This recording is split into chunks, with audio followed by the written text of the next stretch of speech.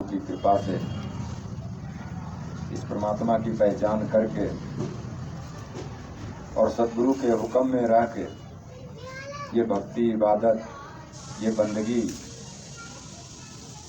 साधुसंगत जी पहले हमारा निशाना कुछ पता नहीं था, ऐसे ही हम भक्ति किए जा रहे थे और साधुसंगत जी सद्गुरु की कृपा हुई।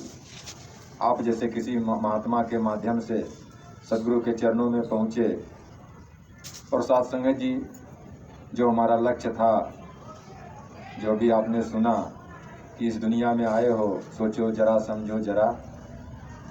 साधुसंगत जी किस काम के लिए आए हो? आए हो इस जहां में क्या काम है तुम्हारा? ठहरोगे किस मकाम में, लौटोगे जब दोबारा।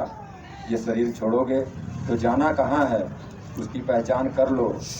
ये आवाज़ आप संत महात्मा दे रहे हैं और साधुसंगत जी जहाँ आवाज़ दे रहे हैं वहीं खुद अपना जीवन भी सुखी कैसे रहे वो तरीका वो सलीका सद्गुरु समझाते हैं। साधुसंगत जी प्यार का जिक्र होता है और अनेकों मिसालें भी दी जाती हैं, समा परवाने की, फूल और भंवरे की। लेकिन साधुसंगत जी ये एक तरफा प्यार होता है और सद्गुरु गुरसिक का ये दो तरफा प्यार होता है। भंवरा फूल के अंदर पंखुड़ियों में बंद हो जाता है और अपनी जान दे देता है, फूल को कोई परवाह नहीं होती। और परवाने साधुसंगत जी जब समा पे जाते हैं, बल्ब जलता है, वो पतंगे साधुसंगत जी वहाँ अपनी जान दे देते हैं। उस साधुसंगत जी समा को कोई फर्क नहीं पड़ता। और यहाँ पर आप देखते हैं कि जो आप सब परवानों के रूप में सद्गुरु के चरणों में किस तरह से हाजिरी, कल आपने देखा साधुसंगत जी सद्गुरु बाबा जी का वो प्यार, उसी का परिणाम है। साधुसंगत जी लेके प्यार आए सिया, आपने भजन भी सुने कि इस जहां को सुखी करने के लिए कितने यत्न कितने प्रयास, अपने सुख चैन को आराम को त्याग कर इस जहान को सुखी करने के लिए सद्गुरु ने अपने पूरे जीवन को साधुसंगत जी समर्पित कर दिया। और हमें भी शिक्षा लेने के लिए समर्पण दिवस के रूप में वो मौका दिया। साधुसंगत जी कहते हैं समाज में कोई धनवान है और कोई निर्धन है तो कपड़े या पैसे किसी न किसी रूप में उसका मदद किया जाता है। अब वहाँ पर मदद किया जाता है साधुसंगत जी, लेकिन वहाँ कहीं ना कहीं मन में अहम हो जाता है कि मेरे पास है, मैं इनकी मदद कर रहा हूँ। मदद और सेवा साधुसंगत जी दोनों में अंतर है। सेवा भाव जो है वो समर्पित भाव से होता है, वो अपने आप को समर्पित करता है भक्त सेवादार कि जो कुछ आपने दिया है उसी को मैं आपको समर्पित कर रहा हूँ, मेरा कुछ नहीं है। यहाँ साधुसंगत जी अहम नहीं होता, अभिमान नहीं होता। अभी आपने सुना कि भगवान को भी चाहते हैं और अभिमान को भी छोड़ना नहीं चाहते। महात्माओं ने लिखा है कि एक म्यान में दो खड़ग, देखा सुना न कान। साधुसंगत जी एक म्यान में दोनों चीजें नहीं रह सकती। दो खड़ग दो तलवार एक म्यान में नहीं। इसी तरह ये मन है साधुसंगत जी, जब ये मन पाक पवित्र होता है, और ये होता तभी है जब ये स्वच्छ पवित्र ये निराकार बस जाता है। साधुसंगत जी जब ये बस जाता है तो फिर साधुसंगत जी किसी तरह का विकार मन में नहीं रह जाता। और विकार रहता है क्यों? क्योंकि ये फितरत है इंसान के अंदर। जब परमात्मा ने इंसान को बनाया तो इंसान ने परमात्मा से कहा कि इंसान को सुखी रहने का कोई तरीका बताइए। तो साधुसंगत जी परमात्मा ने दो थैला दिया और दोनों थैले का छोर बांध दिया और एक थैले में कहा कि अपना अवगुण और दूसरे का गुण, और एक थैले में अपना गुण और दूसरे का अवगुण। जिसमें अपना अवगुण है और दूसरे का गुण है वो थैला आगे की तरफ रखना है, और जिसमें अपना गुण है दूसरे का अवगुण है वो पीछे की तरफ रखना है।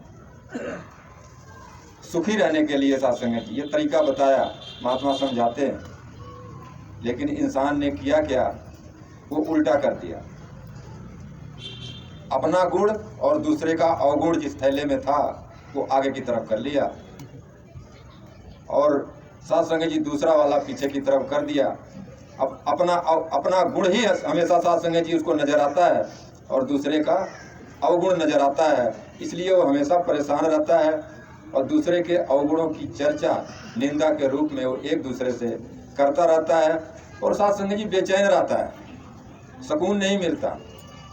यही वजह है साथ संगत जी सद्गुरु हमें उस लक्ष्य की तरफ इशारा करते हैं कि जो आपको थैला दिया गया था, अपने अवगुण और दूसरे के गुण वो आप आगे की तरफ रखो, ताकि अपनी कमियां नजर आती रहें। और वो साथ संगत जी नजर आएंगी तभी जो तरीका सद्गुरु ने दिया, ये साध संगत का, ये साध संगत रूपी दर्पण जो दिया साथ संगत जी, हमारे चेहरे पे खुद कालिक लगी होती है।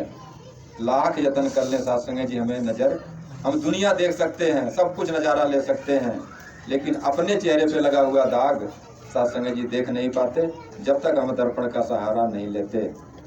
तो साथ संगत जी ये तरीका सद्गुरु ही समझाते हैं, इनकी कृपा से जो इनके चरणों में पहुंच जाते हैं साथ संगत जी, वही साथ संगत जी ये समझ पाते हैं। और साथ संगत जी महात्माओं ने कहा है कि करत करत अभ्यास से जड़मति होत सुजान, रस्सी आवत जात से सिल पर पड़त निशान। पत्थर पर भी साथ संगत जी निशान पड़ जाता है। इसीलिए कहते हैं कि बातें तो रोज वही होती हैं, वही गीत वही भजन, लेकिन साथ संगत जी जब वो रोज सुने जाते हैं तो हमारे मनों पर साथ संगत जी वो असर कर जाते हैं। और साथ संगत जी रोज सुनते सुनते वो कर्म में उतरना साथ संगत जी स्वभाव बन जाता है। और जब स्वभाव बन जाता है तो साथ संगत जी प्रयास नहीं करना पड़ता। जैसे हम कोई अमल करते हैं, शुरुआत में साथ संगत जी सीखना पड़ता है धीरे धीरे, बाद में कोई याद नहीं दिलाता है। चाहे बीड़ी का तलब हो, शराब का तलब हो, तंबाकू का तलब हो, बाद में याद नहीं दिलाना पड़ता, आदत बन जाती है। इसी तरह से साथ संगत जी ये करत करत अभ्यास से जड़मति होत सुजान। तो साथ संगत जी जड़मति कहते हैं मूर्ख और सुजान कहते हैं विद्वान हो जाता है। एक मूर्ख भी विद्वान हो जाता है जब साथ संगत जी विद्वानों की संगति करता है। और विद्वान अपने आप कोई हो नहीं जाता, जिनके ऊपर सद्गुरु की कृपा होती है। आप जैसे कर्मयोगी संतों का जब संग मिलता है साथ संगत जी, जब विशाल रूप में समागम में वहाँ जाने का अवसर मिला और एक दूसरे की सेवा को देख करके ये लगा कि मैं तो कुछ भी सेवा नहीं करता, ये महात्मा कितनी सेवा करते हैं। अब साथ संगत जी ये नजरिया भी होना चाहिए, ये नजरिया भी होना चाहिए कि मैं कुछ सेवा नहीं कर पा रहा हूँ, ये सामने वाला महात्मा कितनी सेवा कर रहा है। तो साथ संगत जी ये विशाल रूप में तभी संभव हो पाता है जब इस विशाल को जान जाते हैं। जो साथ संगत जी जिसके अंदर पूरी दुनिया साथ संगत जी समाहित है, ये निराकार प्रभु परमात्मा, जिसकी लखता सद्गुरु ने साथ संगत जी हमें कराया और हर घट में इसको दिखाया। साथ संगत जी सभी से प्यार तभी संभव है जब सबके अंदर इसी का नूर नजर आए। एक नूर है सबके अंदर, नर है चाहे नारी है, ब्राह्मण क्षत्रिय वैश्य हरिजन, एक की खलकत सारी है। जब एक ही कारीगर बनाया है और एक ही सबके अंदर वास करता है तो साथ संगत जी कौन बैरी, कौन गोरा, कौन काला, कौन ऊंचा, कौन नीचा। साथ संगत जी भ्रम भुलेखे में हम अटके हुए थे। साथ संगत जी मकर संक्रांति का समय था, दास पढ़ाई कर रहा था, 12-14 साल की उम्र थी। और साथ संगत जी उड़द और कच्चा चावल साथ संगत जी एक खुराक एक आदमी जितना छू करके रख दिया जाता और सवेरे ब्राह्मण आते वो ले जाते। दास घर के अंदर ही जब बैठा लेकर के टोकरी में कटोरे में, साथ संगत जी तो माँ ने कहा बेटा यहाँ नहीं, आंगन में निकल जाओ, आंगन में बैठ करके, घर के अंदर नहीं। अब मन में भ्रम कि ऐसा क्यों, और इस भ्रम को साथ संगत जी सद्गुरु ने दूर किया कि सब जगह तो तू ही है, अंदर भी बाहर भी ऊपर भी नीचे भी सब जगह तू है, कहीं भी बैठ करके। लेकिन साथ संगत जी पता नहीं था, अब पता हुआ कि सब जगह ये है, कहीं भी इसको याद कर सकते हैं। साथ संगत जी करते किस लिए थे, जिसको कहते हैं लकीर के फकीर। कि हमारे बुजुर्ग करते आए हैं, हमें भी करना है। क्यों करना है पता नहीं है, पुण्य होता है। अब साध संगत जी पुण्य इकट्ठा करके क्या करोगे? महात्मा बताते हैं, धर्मशास्त्रों में दर्ज है कि जब हमारे पुण्य इकट्ठा होते हैं तो हम स्वर्ग में जाते हैं, और स्वर्ग में तब तक रहते हैं जब तक हमारा पुण्य खत्म नहीं हो जाता। जब पुण्य खत्म होता है तो फिर हम योनियों में भटकते हैं। तो साध संगत जी ऐसे पुण्य का क्या करना है? तो साध संगत जी इसीलिए सदगुरु फरमाते हैं कि पाप पुण्य से ऊपर उठना है, इस परमात्मा की प्राप्ति कर लो जिसके लिए आए हो। फिर साध संगत जी उसका मान अभिमान नहीं रहेगा, और ना वो लेखा जोखा रहेगा, कितना पुण्य हुआ तो उतने दिन स्वर्ग में रहना है, उसके बाद फिर आना है। साध संगत जी वो खत्म कर दिया। इसीलिए साध संगत जी ये जरूरी है कि जिस काम के लिए हम आए, आपने सुना होगा वो सेठ वाली कहानी कि खीरा के लिए भेज दिया, मंडी से खीरा ले आओ। अब ठंड का मौसम साध संगत जी, खीरा तो वो सोचते जा रहा जाते समय कि खीरा ठंडा होता, ठंडा का मौसम, सेठ जी का तबीयत खराब हो गया तो फिर क्या करना? फिर दवाई ले लिया। अगर दवाई ना काम किया, सेठ जी चल बसे तो साध संगत जी अर्थी का सारा सामान ले लिया। सब कुछ लेकर के जब पहुंचा तो सेठ हैरान। सेठ जी ने पूछा कि भाई ये सब क्या है? बोला ऐसे ऐसे मेरे मन में विचार उपजा कि कहीं ठंडा खीरा नुकसान, तबीयत आपकी खराब हो जाए, तो दवाई ले ली, और दवाई बिना काम किया तो आरती का सामान ले लिया। तो बोले खीरा कहाँ है? बोला खीरा तो लिया ही नहीं। साध संगत जी यही हाल है, हमारा भी यही हाल था साध संगत जी, हमें पता ही नहीं था कि इस काम के लिए आए हैं। तो साध संगत जी सदगुरु साध संगत जी हमारे लक्ष्य को बताते हैं कि अंतर्यामी नु दशा की हाल दिलदा। साध संगत जी किसी महात्मा का नौजवान बेटा पढ़ाई कर रहे थे, और साध संगत जी यूपी से या कहीं और से उन्होंने बेटे को भेजा कि आप जाओ सदगुरु बाबा जी का आशीर्वाद लेकर के आओ, ताकि आपको जो पढ़ाई करनी है, नौकरी मिलनी है, साध संगत जी वो सफल हो। तो बेटा साध संगत जी गुरमत में रचा बसा हुआ था।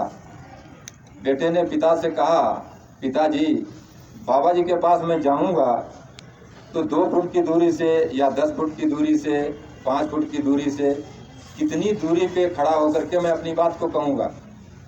अब पिताजी हैरान, बेटा ऐसा क्यों पूछ रहा? तो बेटे ने कहा कि पापा जी, अगर बाबा जी 5 फुट की दूरी पे सुन सकते हैं, 10 फुट की दूरी पे सुन सकते हैं, 20 फुट की दूरी से सुन सकते हैं, तो क्या 200 किलोमीटर की दूरी से नहीं सुन सकते? जब हम एक तरफ कहते हैं अंतर्यामी है, तो साध संगत जी अंतर्यामी यहाँ से भी सुन लेगा हमारे मन में क्या चल रहा, हमें क्या चाहिए। साध संगत जी पिताजी ने कहा, बेटा आप गुरमत के उस नुस्खे को अच्छी तरह समझ चुके हो, सदगुरु जो भी करेंगे यहीं बैठ करके पूरा परिवार अरदास करते हैं, सदगुरु जो भी करेंगे वो हमारे भले के लिए करेंगे। तो साध संगत जी ये संतों महात्माओं के अंदर ये भाव, साध संगत जी की हरी इच्छा को स्वीकार करना, ये जो भी कर रहा, जैसा भी कर रहा, बच्चे को नहीं पता होता है, वो जिद करता है साध संगत जी, लेकिन माता पिता को पता होता है कि इसके भले के लिए क्या है। तो साध संगत जी ये वही देता है जो जब चाहिए, जितना चाहिए, ये हमेशा देता है साध संगत जी। हम अल्पज्ञ हैं साध संगत जी, अनजान हैं, अपनी सोच बुद्धि के मुताबिक काम करते हैं। साध संगत जी सदगुरु कृपा करे, सभी को तन मन धन से सुख प्रदान करे। और साध संगत जी सत्संग का जो माध्यम महात्माओं ने ये उपराला किया, साध संगत जी प्रसाद की सेवा, वो भंडारे साध संगत जी भरे तन मन के। अभी साध संगत जी बहन जी को बुला रहे थे, नाम दे रहे थे, गीत बोलने के लिए नहीं आ रहे थे साध संगत जी, बहन कृष्णा जी। साध संगत जी यहाँ पे आए नमस्कार करने, दास को एहसास हुआ कुछ बुखार जैसे, शरीर गर्म है, दातार कृपा करे, आप अंतर्यामी हो, ज्ञान जिनको नहीं ज्ञान देना, ज्ञानवानों को विश्वास देना, जब कदम डगमगाने लगे तो तू है अंग संग, ये एहसास देना। ये एहसास